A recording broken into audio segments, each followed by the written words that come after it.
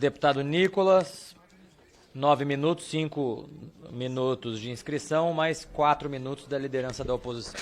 Obrigado, senhor presidente. Boa tarde. Boa tarde, senhor ministro. Antes de mais nada, eu quero deixar registrado aqui que é impossível extrair a verdade dos ministros do Lula que vêm até essa casa, porque as nossas instituições elas estão viciadas.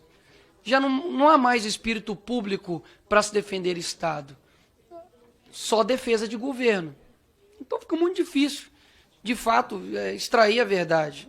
A gente, com a esquerda, você tem que expor, muitas vezes você não tem que debater.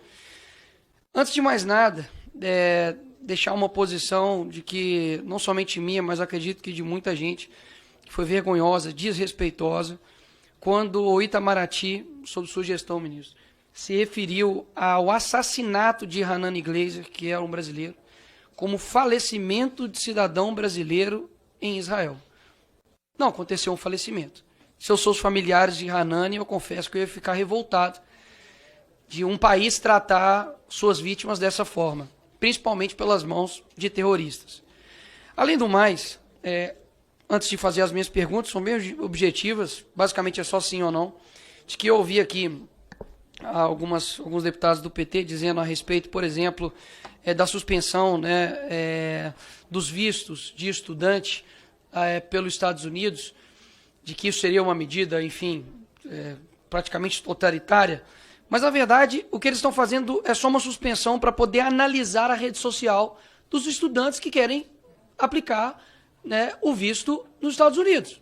Ou seja, o cara aqui, na sua rede social, um comunistinha de meia tigela, fica falando mal dos Estados Unidos, do Trump, como, por exemplo, o deputado aqui, Janones, que quase praticamente que negou o atentado que aconteceu com o Trump e daqui a pouco está querendo estudar nos Estados Unidos. Não. Sua rede social vai ser avaliada. Talvez você não tenha visto para poder estudar nos Estados Unidos. Segundo ponto, que aí vem um reflexo absurdo, do Itamaraty, que, enfim, concede a mais alta honraria do Ordem do Rio Branco, de Rio Branco para Janja, que confesso que é a norte-artilheira, a nossa camisa 10, mas que, poxa, em termos de âmbito internacional, é gafe atrás de gafe. Primeiro, eu não entendo, e queria entender a solicitação que o Itamaraty fez para 200 milhões para pagar despesas do Lula em Nova York. Sim, é inacreditável. Se eu parar para poder ver os problemas estruturais do nosso Brasil, são 100 milhões, deputado Felipe Barros, de pessoas que não têm saneamento básico no nosso país. Aí você destina 200 milhões para pagar a despesa do Lula em Nova York? Que isso, velho? A Janja realmente é bem cara. Que chega e xinga o Elon Musk, o homem mais rico do mundo, e não somente por ser rico, mas pela sua capacidade extraordinária, que praticamente ninguém fez. O cara literalmente fez o foguete da ré e manda ele para aquele lugar. Enfim, essa é a pessoa que, ao lado do Xi Jinping, pede para poder regular as redes aqui no Brasil. E aí eu começo as minhas perguntas.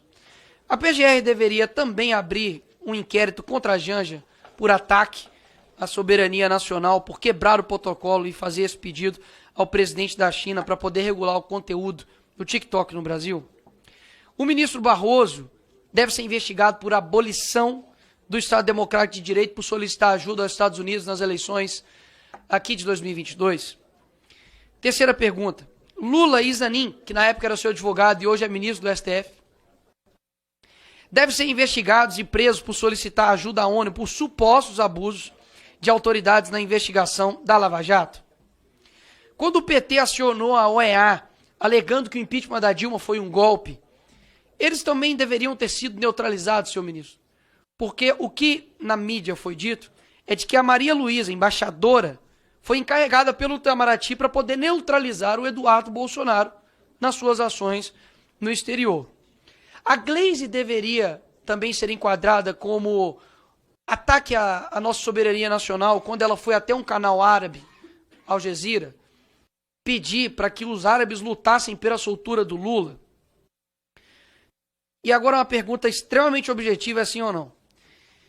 O senhor concorda com a frase do seu chefe, Lula, de que após, se caso o Trump ganhasse, seria nazismo com outra cara? Porque ele ganhou. Então quer dizer que agora o Lula, ele considera o Trump como um nazista com outra cara, um nazismo com outra cara. Um outro ponto interessante aqui, que a hora a gente esquece de onde, enfim, veio o PT, de onde veio essa galera, e o que eles já fizeram em nível internacional com o Brasil. Em 96, Raul Reis participou do Foro de São Paulo. Sabe quem era Raul Reis?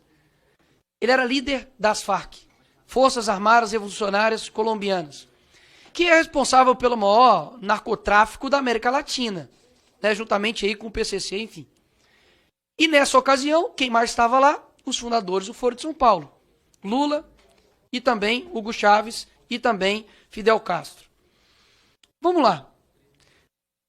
10 anos depois, Lula dá uma entrevista dizendo o seguinte, ministro, que ele é seu chefe.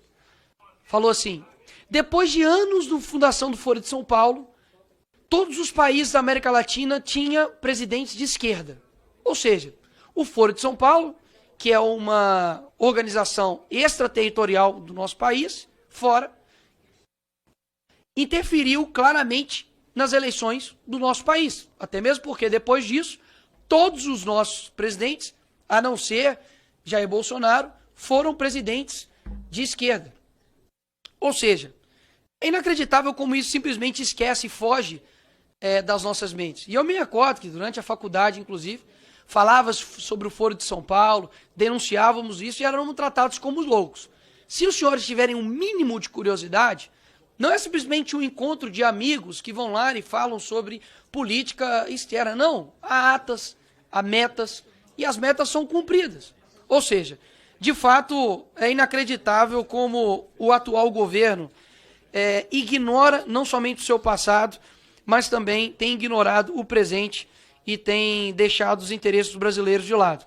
O governo brasileiro recusa a sugestão, talvez, né, de considerar a PCC e Comando Vermelho como organizações terroristas. Ou seja, se o Hamas, Al-Qaeda ou outros, enfim, terroristas de fato, muitas das vezes há um receio em chamar os de terroristas pelo atual governo. Mas outras pessoas, como pessoas que invadiram aqui, enfim, no dia 8, são consideradas terroristas, para mim há uma falsa virtude nisso. Porque, poxa, eu não consegui condenar o Hamas, mas eu consegui prontamente falar que uma pessoa que adentrou aqui os prédios públicos é um terrorista. Para mim isso de fato é uma indignação completamente seletiva, principalmente com os seus, né, com o povo brasileiro. Então, quero deixar, enfim, tudo isso aqui registrado, que me lamenta muito assim, o caminho que a gente toma, porque, afinal de contas, são instituições que deveriam prezar pelo bem público, pelo bem dos brasileiros, e o que eu menos escuto aqui nessa casa é Brasil. É o que eu menos escuto. Há uma defesa de governo, há uma defesa do presidente, há uma defesa até da Janja, inacreditável. Há uma defesa, enfim, a tudo. A AGU defende o STF defende deputados de esquerda judicializam tudo e jogam tudo para o STF quando lhes convém, e nada de se resolver de fato o problema do nosso país. Porque me parece que sempre, pastor Marco Feliciano, quando o ministro vem aqui nessa casa, tá tudo bem, pô. Parece que eu vivo na Suíça, sargento Paulo. Se pegar todas as falas dos ministros do Lula aqui nessa casa, parece que nós estamos na Dinamarca. Porque, afinal de contas, não tem nada de errado. Então, parece que eu tenho que dar parabéns para vocês. Então, parabéns. Tá tudo bem, não tem nada que ser resolvido. O Brasil está caminhando, a economia está ótima, nossa cultura está bem, violência está excelente, a nossa imagem no exterior também está excelente. Meus parabéns pelo grande trabalho que vocês estão fazendo. Espero que vocês nunca mais voltem ao governo desse país. Obrigado, presidente. Obrigado, deputado Nicolas.